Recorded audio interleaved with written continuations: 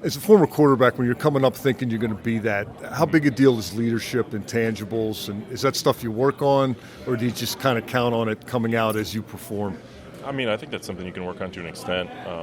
Being the leader of the team, certainly the leader of the offense.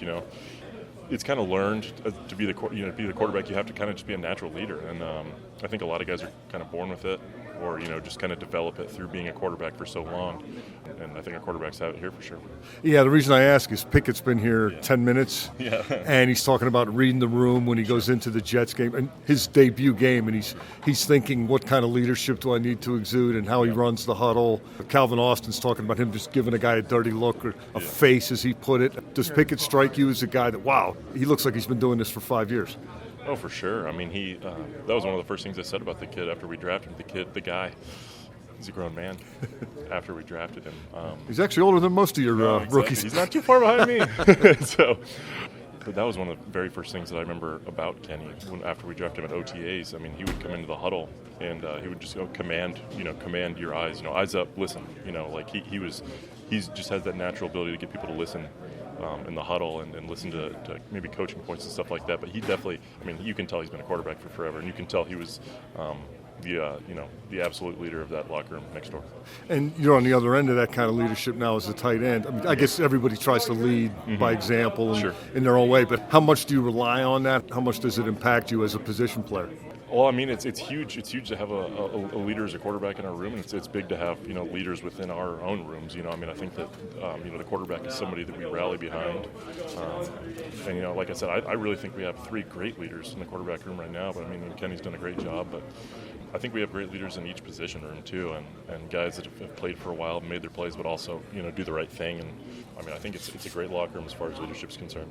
It sounded like you paid somewhat close attention to him after his draft at OTAs and all that. Sure. Was there ever a moment where you thought, he's in a little over his head, or he's got a lot to learn, that kind of thing? I think that's natural, especially when it's a quarterback, because first-round quarterback, a lot of times there's so much pressure on the kid, a lot of expectations. I mean, you see it, all the first-round quarterbacks have been taken the last 20 years. They're either doing well or they're kind of fizzled off, and so I mean, you always have that kind of concern when you draft a quarterback in the first round, a young guy, but he's displayed nothing but great characteristics on and off the field, and so there's no reason to believe that he won't be special. Was there a point Sunday when he came in where you thought, okay, he's got this? Probably not like a specific point. I just remember, he came in cool and calm. When the crowd was going nuts, you could kind of tell he was just kind of locked in, wasn't listening to the outside noise. He was looking at the wristband, ready to go, and commanded the huddle like he had done when he first got here. So I don't think there was a specific moment, but he just kind of has that presence about him.